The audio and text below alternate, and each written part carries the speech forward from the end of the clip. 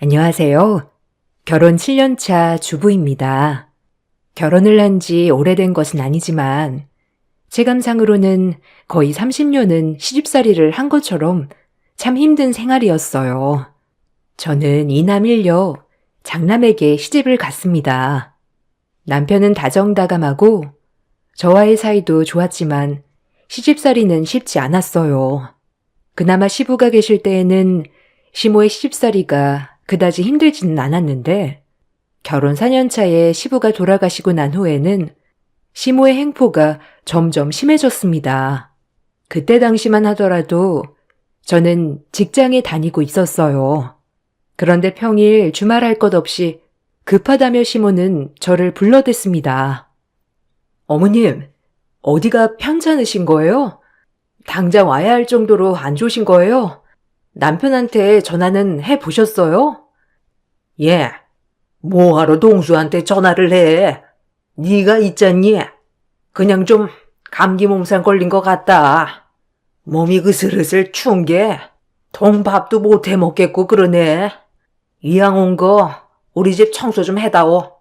내가 하려고 하니까 몸살 나서 몸이 영 안 움직여지네. 네? 어머님, 괜찮으신 거예요? 아까는 당장 쓰러질 것 같이 어지럽고 속도 안 좋다고 하셨잖아요. 아유, 그러게나 말이다. 너한테 전화할 때는 또 그랬는데 지금은 안 그렇네. 너 오니까 괜찮아졌나 보다. 어쨌든 이왕 온 김에 우리 집 청소도 좀 해주고 저녁밥도 좀 챙겨주고 가렴. 어머님, 저 일도 다 빼고 왔어요. 급하다고 해서 그랬는데 이러시면 어떻게 해요? 아니, 너는 시모 아픈 것도 신경이 안 쓰이니? 아프니까 오라고 했지. 안 아픈데 오라고 했겠어? 그때는 정말 아팠다니까. 무슨 그렇게 괜히 부른 것처럼 이야기를 하니? 너 정말 서운하다. 어머님, 제가 더 서운해요. 아들은 바쁘니까 안 되고 며느리는 오라가라 해도 되고 그런 게 어디 있어요? 몸이 너무 안 좋아서 꼼짝을 할 수 없다고 해서 가보면 시모는 아픈 곳 하나 없이 멀쩡했습니다.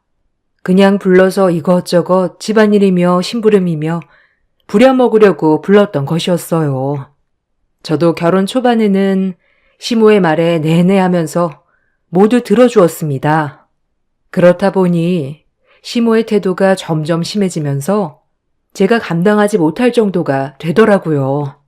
시모에게 직접 버겁다고 이야기를 해보았지만 시모는 그런 저의 태도가 괘씸하다고 생각을 하셨죠. 어머님, 제가 집에 계속 있는 것도 아니고 일도 하고 있잖아요. 어머님이 진짜 편찮으셔서 움직이지 못하시는 거면 제가 와야 되겠지만 그렇지 않은 경우에는 오기가 조금 힘들어요. 이해하시죠? 이해? 예. 너는 네가 아픈데 남편이 바쁘다고 해서 안 오면 서운하지 않니? 나도 마찬가지다. 내 몸이 아픈데 바쁘다고 안 오면 서운하지 않겠니? 그러니 그런 건 내가 아니라 네가 이해를 해야지. 알겠어요, 어머님. 근데 저는 바쁘니까 앞으로는 동수 씨한테로 전화를 해주세요. 아니, 동수는 일이 바쁘잖아. 걔는 가정을 책임지는 가장인데 어떻게 함부로 전화를 하니? 그냥 네가 받아서 오면 되잖아. 너는 무슨 밖에서 몇 푼이나 번다고 일을 빼면 안 되느니 어쩌느니 하는 거냐? 다른 며느리들도 다 이러고 산다. 너만 이렇게 하는 거 아니야. 내가 얼마나 너를 봐주고 있는 줄 아니? 그거 고마울 줄은 모르고 뭐라고? 바쁘니까 오기 힘든 거 이해하라고? 아니, 나는 이해 못한다. 어머님, 저도 일이 바빠요. 저도 중요한 일이고요. 그건 아들이든 며느리든 다 똑같아요. 똑같은 게 어디 있니? 우리 동수 일은 몸도 쓰고 머리도 쓰고 힘든 일이잖니. 근데 너는 따뜻한 사무실에서 컴퓨터만 하고 있는데 뭐가 힘들고 어려워? 그건 다 핑계다. 거기다가 넌 맏며느리인데 이 정도는 해야 며느리 둘이 제대로 한다고 말은 해보지 않겠어? 어머님, 저만큼 하는 사람이 어디 있다고 그러세요? 계속 이렇게 하시면 저도 그냥 다 놓겠습니다. 시모는 아들이 바쁜 건 중요한 일이지만 며느리가 바쁜 건 핑계대는 일이라고 생각을 하셨어요. 이런 상황들이 반복되면서 스트레스가 극심해졌고 심리적으로 우울과 불안이 반복되는 생활이 지속되었습니다. 일을 하다가도 시어머님의 전화가 뜨기라도 하면 그때부터 심장이 두근두근대며 화가 나기 시작했습니다. 더 이상은 참을 수 없다고 생각한 저는 남편에게 헤어지겠다고 선언도 했었죠. 나 어머님 감당 못해. 당신이 감당을 하던지 아니면 나랑 헤어지든지 하자. 갑자기 무슨 얘기야? 엄마가 계속 당신 불러? 그래. 당신 일은 세상 중요한 일인데 내 일은 아무나 할 수 있는 흔한 일이라 생각하시잖아. 나도 열심히 일하고 있는데 나는 자기가 부르면 꼭 와야 한대. 이게 말이나 돼? 나 더 이상 못하니까 제발 나랑 이혼해줘. 여보, 갑자기 왜 그래? 아니, 내가 엄마랑 얘기를 해볼게. 그니까 좀 진정해. 진정? 당신 지금까지 방관해놓고서는 무슨 소리를 하는 거야? 내가 이렇게 스트레스를 받는 동안 당신 아무것도 한 게 없잖아. 나 이대로는 버티지 못할 것 같으니까 제발 그만하자고. 알았어. 다시는 엄마 안 보여줄 테니까 제발 이혼하자는 말만 그만해줘. 저는 남편을 정말 사랑하고 아꼈지만 시모의 횡포에 더 이상 견딜 수 없다고 생각이 들었어요. 남편에게 그만 살자고도 이야기를 했는데 남편은 저를 계속해서 잡았습니다. 그러던 중 임신 사실을 알게 되었죠. 임신을 하고 나서 남편은 다시는 시모를 못 보게 해주겠다며 시모의 핸드폰에도 제 번호를 지우고 제 핸드폰에도 시모의 핸드폰 번호를 지웠습니다. 거기다가 집도 바로 이사를 가 시모가 찾아올 수 없도록 해주었죠. 당신 앞으로 엄마 볼 일 없을 거야. 그러니 이제는 마음 놓고 지내. 여보, 그래도 괜찮겠어? 나 때문에 어머님한테 그래도 괜찮겠냐고. 나 당신이 힘든 거 다 알고 있었어. 그래도 고부 갈등에 내가 끼면 안 된다고 생각을 했었는데 내가 끼지 않으니 상처는 더 깊어지고 엄마의 행동은 더 난폭해지더라. 더 이상은 나도 안 되겠다고 생각을 해. 지금이라도 바로 잡아야 되겠어. 이제야 이렇게 해서 미안해. 출산 후까지도 저는 시모를 전혀 보지 않은 채 지냈습니다. 그렇게 결혼 5년 차가 지나고 아이가 태어난 뒤 얼마 지나지 않아 시모가 쓰러지게 되었습니다. 그 소식을 듣고 시댁 식구들은 모두 난리가 났죠. 건강하게만 보였던 시모의 건강이 좋지 않다고 하니 다들 어떻게 해야 될지 난감한 듯 했어요. 시모는 그동안 나에게 미안했다며 이제는 서로 잘 지내고 싶다는 말을 전해왔습니다. 저는 시모가 쓰러진 이후로 다시 교류를 시작하게 되었습니다. 실제로 시모와 만났을 때에도 시모는 눈물을 흘리면서 저에게 용서를 구하기도 했어요. 얘야, 내가 정말 잘못했다. 내가 괜히 힘들 부린 거야. 우리 양반 가시고 나서 내가 의지할 데가 없으니 그런 것 같다. 네, 어머님. 앞으로는 조심해 주셨으면 좋겠어요. 또 예전처럼 그러시면 더는 왕래하기 힘들어요. 그래, 미안하다. 내가 다시 그렇게 하면 다시는 용서하지 말아라. 시모랑 다시 교류를 시작하고 나서는 저도 아이를 데리고 시댁에도 여러 번 방문을 했었죠. 시모는 종종 속을 긁는 이야기를 하긴 했지만 전처럼 저에게 횡포를 부리는 것은 아니었어요. 그렇게 1년여가 더 지나고 나서 저는 다시 시모와 교류를 한 것에 대해 후회를 하게 되었습니다. 시모의 본색은 다시 드러나게 되었죠. 전처럼 말로 저를 무시하는 것이 아니었기 때문에 다른 사람들은 시모가 개과천선했다고 이야기를 했지만 사실상 시모는 말로만 괴롭히지 않을 뿐 다시 전과 비슷하게 변하기 시작했습니다. 어머마, 다음 주에 뭐하니? 병원 가야 하는데 나 혼자 가려고 하니 힘들구나. 병원이요? 지난주에 다녀오셨는데 다음 주에도 가셔야 되는 거세요?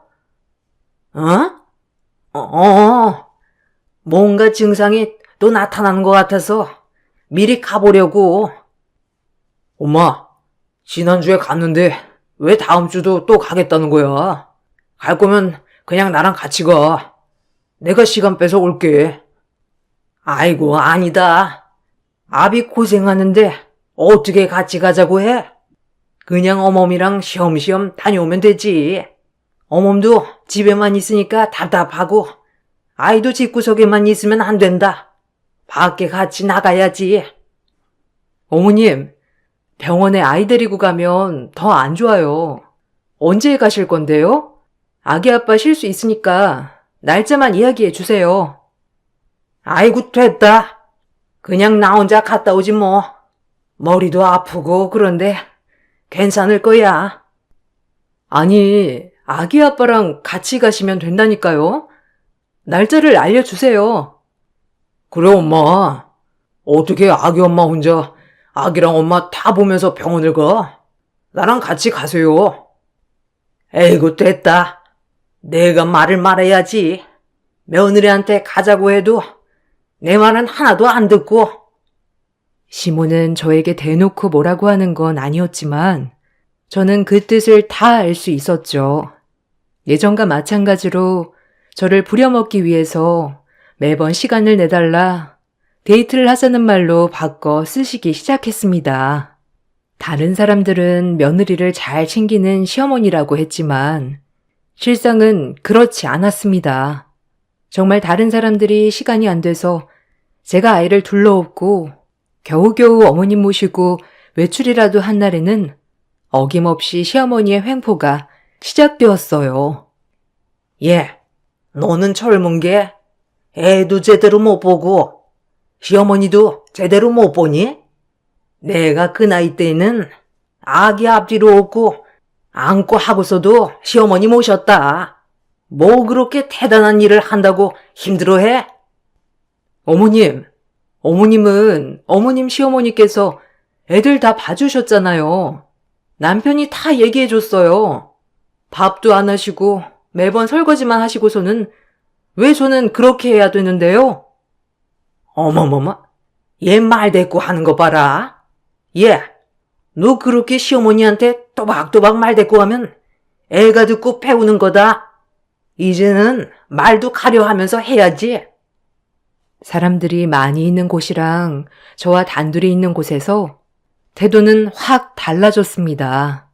다시 원래의 심으로 되돌아가는구나 싶어 저는 시어머님과 다시 연을 끊어야 하는 거 아닌가 고민을 하기 시작했죠. 그렇지만 시모의 건강은 좋지 않은 것도 사실이었습니다. 병원에서는 평소 화를 자주 내고 화가 많아서 혈압으로 자주 쓰러지게 되는 거라고 이야기를 했습니다. 이런 상황들이 반복되면서 시어머니는 1년 중에서도 신경성으로 몇 번이나 입원을 해야 할 정도였죠. 남편의 남동생과 여동생은 미혼이었고 다들 직장에 다니고 있다 보니 주부였던 제가 시어머니와 마주치게 되는 일은 많았어요. 시어머니는 심지어 병원 간병도 요구를 했었습니다. 예, 요즘은 딸이 아니고 며느리가 와서 다 간병을 한다더라. 요즘 누가 시어머님 간병을 해요? 다들 간병인 두고 있죠. 어머님도 간병인 두시게요? 아니, 나는 남의 손은 좀 불편하더라고. 그니까 나는 네가 좀 내 간병을 해줬으면 좋겠다. 네? 제가요? 아휴, 제가 어떻게 어머님 간병을 해요? 그냥 간병인 쓰세요. 그분들이 더 잘해주시고 꼼꼼하게 잘 돌봐주시잖아요. 아니다. 너도 잘할 수 있지 않겠니? 거기다가 앞으로 내가 아프면 네가 신경 써야 할 텐데 서툴더라도 네가 지금부터 해봐야지. 아니요. 앞으로도 그럴 일은 없을 거예요. 그러니 제 간병은 꿈에도 꾸지 마세요. 시모는 계속해서 저에게 간병을 요구했지만 사실 나이도 어리고 간병도 쉽지 않은 일이라는 걸 알고 있기 때문에 매번 거절을 했습니다. 그렇지만 시모의 요구는 사그라들지 않았어요. 남편도 처음에는 계속해서 같이 거절을 해주었지만 매번 나가는 간병인 비용도 만만치 않은 상황이었어요. 특히나 동생들 모두 사회 초년생이었기 때문에 모든 것을 감당하기 어려웠고 비용은 남편이 조금 더 부담을 하게 되었죠. 저에게는 티를 내지 않았지만 힘들어하는 남편을 보면서 조금이라도 도움이 되어야 되겠다 싶어서 결국에는 시모의 간병을 시작하게 되었습니다. 여보, 사실 나 당신 어머님 병원비, 간병비 때문에 고민하는 거 알고 있었어. 그런데도 그냥 외면했어. 내가 너무 힘들까봐. 알아. 당신 엄마 때문에 힘들었잖아. 지금도 엄마가 아프니까 어쩔 수 없이 받아준 거고. 그거에 대해서 정말 고마워. 지금은 신경 쓰지 않아도 괜찮아. 비용은 어떻게든 마련하고 있으니까 당신이 신경 안 써도 돼. 어떻게 신경을 안 써? 당신이 이렇게 고민하고 고생하는데 좀 고민하다가 결정한 건데 내가 어머님 간병할게. 아이도 이제는 어린이집도 가니까 낮 시간대는 내가 있을 수 있을 것 같아. 당신 그래도 괜찮겠어? 엄마랑 둘이 있는 건 더 힘들어하지 않았어? 무리하지 않아도 돼. 동생들도 같이 간병할 거니까. 어떻게 일 다니고 있는 사람들한테 간병을 하라고 하겠어. 그냥 내가 할게. 대신 집안일은 좀 부족해질 수 있으니 이해할 수 있지? 당연하지. 여보, 정말 고마워. 내가 정말 복 받았나 보다. 당신 마음이 이렇게 넓으니까 정말 고마워. 내가 잘할게. 남편에게 어머님 간병을 하겠다고 처음 이야기를 했을 때 남편은 정말 다행이라는 얼굴을 하고 저를 보았어요. 사실 계속해서 어머님 간병 비용에 대해서 고민을 많이 해왔었고 그걸 알고 있었던 저는 외면할 수 없었죠. 저는 꾹 참고 남편을 위해서, 가족을 위해서 감당하기로 결심을 했습니다. 역시나 시모는 저에게 요구하는 것들이 많았습니다. 1년에 몇 번씩 입원을 하면서 기력을 되찾고 다시 입원을 하고 반복을 했어요. 그때마다 병실밥이 맛이 없다면서 밥을 직접 해서 오라고도 이야기를 하셨죠. 어미야. 남 병원에서 먹는 밥이 너무 맛이 없다. 이렇게 병실밥만 먹다가는 아프지 않은 몸도 더 아플 것 같아. 그러니까 네가 집에 가서 점심이랑 저녁밥 좀 해와라. 그 정도는 할 수 있지? 어머님, 밥까지 하는 건 무리예요. 아무리 그래도 매번 반찬이나 이런 것도 다 해야 하는데 그냥 병원밥 드세요. 그게 힘드시면 반찬 가게에서 드실 만한 거 사올게요. 병원밥을 벌써 몇 년 동안 먹었니? 거기다가 반찬 가게도 맛있는데 찾기가 쉽지 않잖니? 그냥 네가 내 입맛 아니까 쓱쓱 쉬면서 하나씩 만들면 되지. 뭐가 힘들다고 그래? 여러 개 할 필요도 없고 몇 가지만 해서 가지고 오면 된다. 집에서도 해먹는 걸 조금씩 덜어서 와도 되고. 어머님, 반찬은 못 해와요. 말로는 대충 싸우면 된다지만 그게 어디 쉽나요? 그냥 병원밥으로 드세요. 아니 내가 뜨신 밥 먹고 금방 기운 차린다니까. 왜 안 된다는 거야? 그럼 그냥 병원에서 쭉 있는 게 좋다는 거야? 시모는 제가 해온 밥이 아니면 밥을 먹지 않겠다는 이야기도 하셨죠.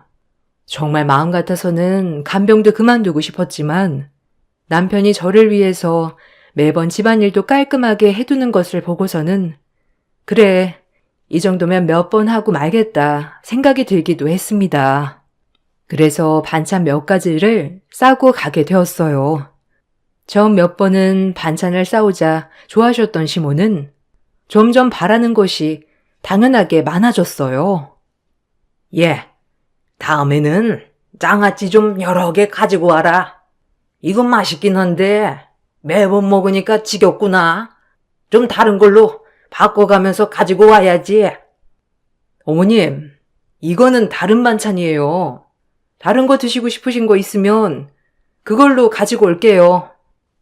아니, 장아찌뿐만 아니라 버섯도 볶고 멸치도 볶고 하면 되지 않니? 그거 볶는데 오래 걸리는 것도 아니고 후딱 하면 2시간이면 다 만들잖니? 손이 느리니까 이런 것도 다 귀찮고 오래 걸리는 거다. 해봐야 또 느니까 그냥 이번에 요리 실력 는다 생각하고 한번 쭉 해봐.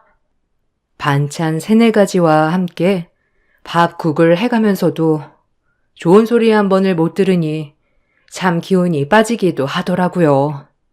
그래도 남편도 엄마가 아프시다 보니 많이 신경을 쓰고 이래저래 저도 신경을 써주고 있어서 저는 꾹 참고 열심히 간병을 했습니다.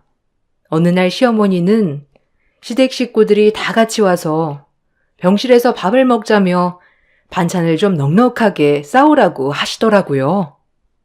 어미야, 내일 네 시동생들 온다고 하니까 반찬 좀 넉넉하게 싸와서 여기서 좀 먹자.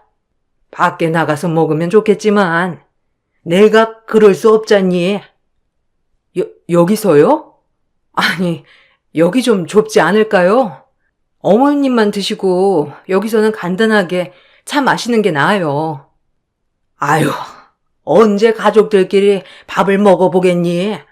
내가 이렇게 병원에만 있는데 그냥 내일은 좀 넉넉히 싸와라. 시모는 가족들과 밥을 먹어야 되겠다며 저에게 반찬을 좀 넉넉하게 싸우라고 하셨어요. 시동생들도 온다고 하니 저도 신경을 써서 12처 반상으로 챙겨서 병원으로 갔습니다. 병실에 가보니 시보만 있고 다른 가족들은 아직 안 온 상황이더라고요. 마침 식사 시간이 되어서 반찬들을 내놓으려고 정리를 하는데 시모가 갑자기 화를 내기 시작했죠.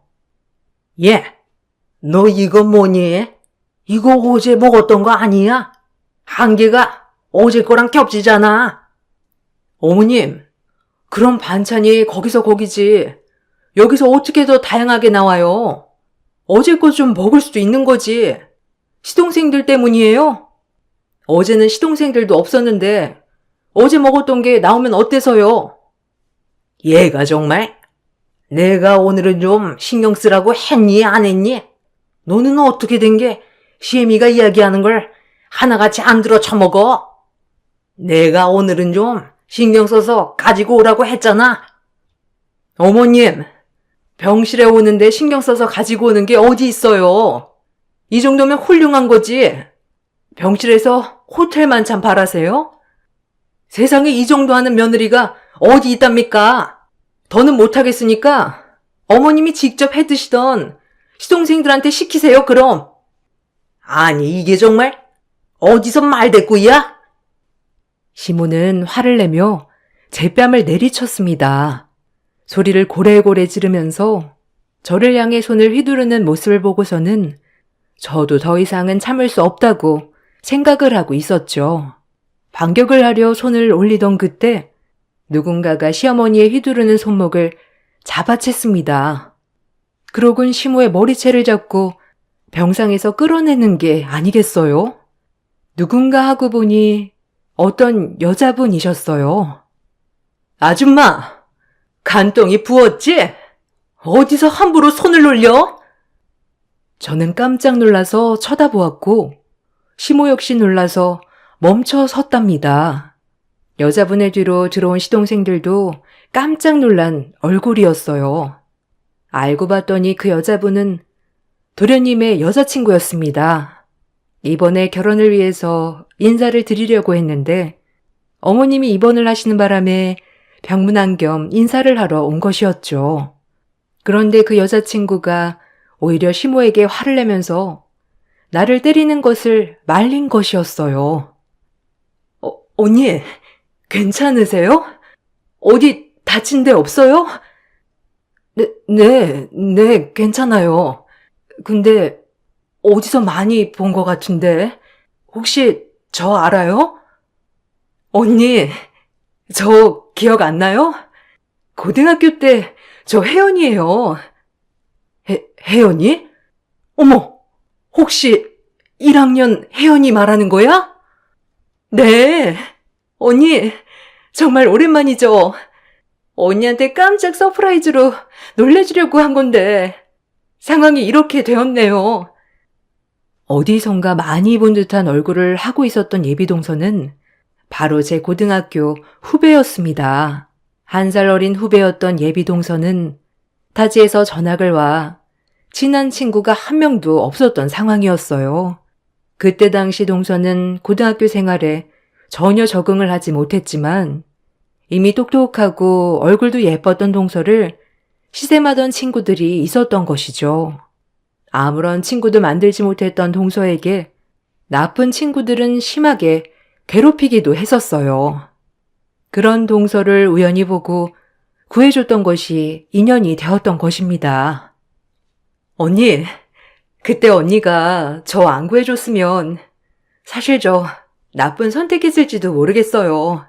그때 정말 학교도 가기 싫고 아침에 눈 뜨기도 싫었는데 그때 오늘이 마지막이다 생각하고 갔던 날 언니가 저 구해준 거잖아요. 기억나요? 그때 맞아. 수업 끝나고 학교 뒤편으로 가는데 애들이 누굴 엄청 괴롭히고 있었는데 나도 동생 생각이 나서 그랬지 뭐. 어쨌든 이렇게 잘 살고 있었다니 다행이다. 잘 지냈지? 아, 그럼요. 언니 덕분에 저 정말 잘 지냈어요. 그때 1년만 학교 다니고 전학 가게 되면서 아쉽게 되었죠. 언니한테 연락하고 싶었는데 그때는 연락처도 서로 모르고 그래서 아쉬웠거든요. 아, 그러게. 매번 쉬는 시간마다 우리 같이 만나서 이야기도 나누고 그랬는데 어떻게 서로 전화번호도 모르고 그랬지? 이메일 주소라도 알아둘 걸 그랬나 보다. 저는 그래서 전학 간 다음에도 종종 학교 찾아가기도 했어요. 근데 언니가 고3이라 만나기 쉽지 않더라고요. 맞아. 나 그때는 매일 도서관에만 있었거든. 늦은 이야기지만 정말 그때 감사했어요. 언니 덕분에 괴롭히던 친구들도 그날 이후로 저 건드리지도 않았고 쉬는 날에도 언니가 계속 찾아와서 저 진짜 힘 많이 됐거든요. 1년을 그래서 버틸 수 있었던 것 같아요. 정말 감사해요. 아유, 뭘. 너도 이번에 나 구해줬으니 퉁치는 거지 뭐. 예비동서와 이야기를 나누면서 그동안의 시간들을 공유하게 되었어요. 1년 동안 학교를 다니면서 저 덕분에 버티며 다니긴 했지만 전학을 가고 나서는 심리적인 문제 때문에 계속 치료를 받게 되었다고 하더라고요. 트라우마 때문에 다시 학교를 찾아오지 못하다가 겨우겨우 저를 찾아서 한번 왔었는데 결국 만나지 못했던 것이었죠. 그렇게 세월이 흘러서 예비동서는 남편의 남동생 도련님과 만남을 갖게 되었고 연애를 하던 중에 우연히 보게 된 가족 사진으로 형수님이 저라는 것을 알게 되었다고 해요. 운명이구나 생각을 했던 예비동서는 시댁에 인사를 하러 갔을 때 깜짝 놀래줘야 되겠다 생각을 했던 것이죠. 그러다 병실에 들어오기 전에 시모가 저의 뺨을 때리고 화를 내는 모습을 보게 된 것이었어요. 그때 자신이 학창시절에 나쁜 친구들에게 맞았을 때 제가 자신을 구해주려고 화를 내며 자신을 감쌌을 때가 생각이 났다고 해요. 언니, 있잖아요. 사실 저 지금도 어제 일처럼 생생해요. 그때 친구들이 저 때리고 그랬던 거요.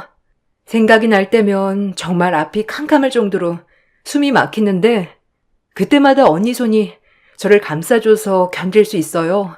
정말로요. 언니가 맞는 걸 보고 정말 앞뒤 안 보고 바로 뛰어들어가게 되더라고요. 사실 저에게는 생명의 은인이나 다름없는데 그런 몰상식한 짓을 하다니 제가 다 화가 났어요. 아휴, 그러게. 나 그때는 진짜 당당하게 너 구해줬는데 순식간에 그렇게 당하다니. 그래도 나도 맞대응하려던 찰나에 네가 온 거고 앞으론 그 몰상식한 노인네랑 손절하려고. 맞아요, 언니. 언니는 참 당당하고 멋진 사람이에요. 거기다가 힘이 되는 사람이고요. 그런 대접받을 이유 하나도 없어요. 그동안 잊고 있었던 제가 생각이 나는 듯 했어요. 남편을 너무나 사랑했기 때문에 남편의 고생을 덜어주기 위해서 한 행동이었지만 결국에는 시모가 나를 무시하게 만드는 일이 되어버린 것이었죠. 사건이 일어난 이후로 저는 남편에게 더 이상은 못하겠다며 이혼을 선언했습니다. 여보, 나 더 이상 이제 이 짓거리 안 해. 당신 정말 최선을 다한 거 알아. 그렇지만 우리 사이에 시어머님이 계시는 걸 나도 당신도 무시할 수 없어. 이건 어쩔 수 없는 거고 앞으로도 바뀌지 않는 거야. 그러니 이제는 우리 둘이 그만해야 할 것 같아. 여보, 제발 그렇게 결단하지 마. 이혼만은 안 했으면 좋겠어. 이혼은 정말. 그렇지만 당신이 힘들다면 별거를 하자. 남편은 이혼 대신 당분간 떨어져 지내면서 마음을 정리해보자며 별거를 이야기했어요. 남편은 계속해서 제 마음을 돌려보려고 노력했는데 시모는 그런 남편의 노력은 아랑곳하지 않고 저에게 전화로 폭언을 날리기도 했죠. 야, 네가 뭔데 우리 아들한테 이혼을 언급해? 너 그깟 밥 몇 번 해왔다고 유세 떠는 거니? 너 맏며느리 아니야? 맏며느리면 며느리 둘이는 해야지. 어디 건방지게 이혼을 언급해? 당장 너 내 앞으로 와서 무릎 꿇고 사과해. 뭐? 사과? 사과 같은 소리 하고 있네. 사과는 당신이 나한테 무릎 꿇고 싹싹 빌어야지. 당신이 그렇게 끔찍이 아끼는 장남, 이혼남 되게 생겼는데 어디서 지금 사과를 언급해? 제발 정신 좀 차려. 이 노망난 노인네야. 뭐? 노인네?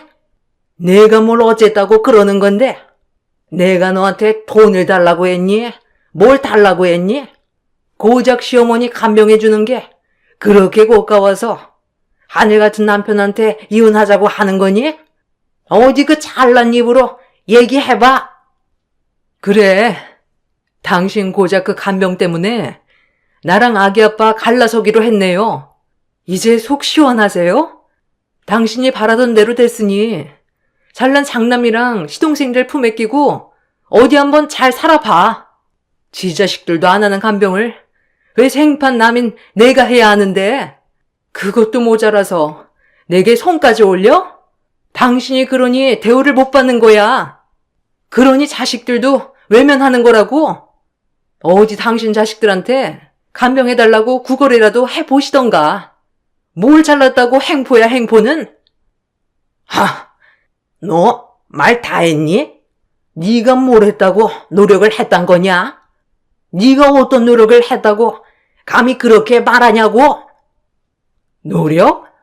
매일같이 병실에 6조 반상 이상 대령했는데 그건 노력이 아니고 노력 할애비였답니까? 제발 뇌를 거쳐서 말을 내뱉으세요. 시모는 끝까지 저에게 횡포랑 횡포는 모두 부렸어요. 시어머니의 전화를 받고서는 며칠 동안 정신을 놓을 것 같아 어지럽기도 했지만 그런 저의 곁에 있으면서 위로를 해주었던 건 예비 동서인 혜연이었어요. 혜연이는 그날 사건 이후로 도련님과의 모든 결혼 계획을 중단했습니다. 사실상 혜연이의 마음은 더 이상의 결혼 진행은 하고 싶지 않다였지만 도련님은 혜연이와 결혼을 바랐어요. 도련님이랑 이야기는 해봤어? 뭐라고 해? 그냥 엄마 상관없이 안 보게 해줄 수 있으니 결혼하자고 하죠. 근데 저는 싫어요. 몰랐으면 모를까. 제 눈으로 보고서도 결혼을 한다? 그건 용납되지 못할 것 같아요. 언니는 좀 괜찮아요? 그래, 나도 뭐 괜찮아지겠지. 상처는 없어지는 건 아니더라고요. 아마 평생을 가지고 가야 할 일이 될 수도 있고요. 근데 그걸 잘 치료하면 그냥 그런 대로 잘 견뎌서 지나갈 수 있는 것 같아요. 저는 그때 그 치료제가 언니였고요. 그러니? 그래도 큰 도움이 되었다니 그것만으로도 위로가 되네. 언니가 저 고등학교 때 저 구해준 것처럼 언니도 지금 상황에 제가 도움이 되었으면 좋겠어요. 저는 그 말을 듣고 내 편이 또 하나 생겼다는 것에 안심이 되었어요. 나중에 물어보니 도련님은 예비 동서가 아니라면 평생을 결혼하지 않겠다며 선언을 한 모양이더라고요. 거기다가 남편 역시 저와 이혼을 하게 되면 시모를 보지 않고 살겠다고 이야기를 했다고 해요. 그 말을 듣고 나서 시모는 자신의 행동을 되돌아보게 되었는지 어느 날 갑자기 저를 찾아오기도 했습니다. 어미야, 내가 정말 미안하다. 큰애고 작은애고 나랑 연 끊겠다고 하는데 네가 좀 도와주면 안 되겠니? 제가요? 제가 도와드릴 건 없을 것 같네요. 어미야, 내가 너무 못되게 굴어서 미안하다. 저번에 그랬을 때 내가 반성했는데 또 그렇게 해서 많이 화났니? 그때 저한테 사과하시면서 하신 말 기억나세요? 다시 한번 그런다면 용서하지 말라는 말씀이요. 아휴, 정말 내가 죽을 죄를 지었다. 너를 무시하려고 한 건 아니었는데 내 욕심이 과했어. 한 번만 용서를 해다오. 우리 아들들 다 나랑 연 끊겠다고 난리인데 한 번만 우리 아들들이랑 이야기 좀 해다오. 저는 더 이상 할 얘기 없어요. 자식들이 그렇게 나오는 건 다 본인 업보겠죠. 그리고 그때 상처 저 안 잊고 있습니다. 저한테 손찌검한 부분에 대해서도 위자료 청구할 테니 그런 줄 아세요. 이렇게 사과하셔도 이미 늦었어요. 남편에게 이혼을 요구했다면서 당장 찾아와 무릎 꿇고 싹싹 빌라고 했던 시모는 반대로 저에게 찾아와 울며불며 사과를 했습니다. 시모의 모습에 조금도 동요되지 않더군요. 이미 이런 상황은 몇 년 전에도 경험한 일이었죠. 결국에는 시모의 행동은 변하지 않을 거라는 것도 알았습니다. 아마 이렇게 사과를 했던 것도 자신의 전부였던 자식들이 모두 등을 돌렸기 때문에 울며 겨자 먹기로 한 사과가 아닐까 생각을 하고 있어요. 예비 동서였던 혜연이와는 다시 친한 언니 동생으로 잘 지내고 있습니다. 그때 고등학교 시절로 돌아간다고 해도 저는 그때의 혜연이를 구해줘야 된다고 생각을 하고 있답니다. 당시에는 단순한 선행이라고 생각을 했던 일이었는데 이렇게 제 삶에 큰 도움이 되었네요. 앞으로도 저는 시모와 하야할 생각은 전혀 없습니다. 시모의 행동이 바뀐다고 하더라도 그게 진심일지 믿을 수 있을지도 모르겠네요. 제가 어머님을 용서하지 않는 것이 너무한 거 아니겠죠? 여러분은 어떻게 생각하시나요? 저는 사람은 바뀌지 않는다는 걸 다시 한번 느끼고 있어요. 저의 긴 글을 읽어주셔서 감사합니다. 모두들 행복하고 편안하세요.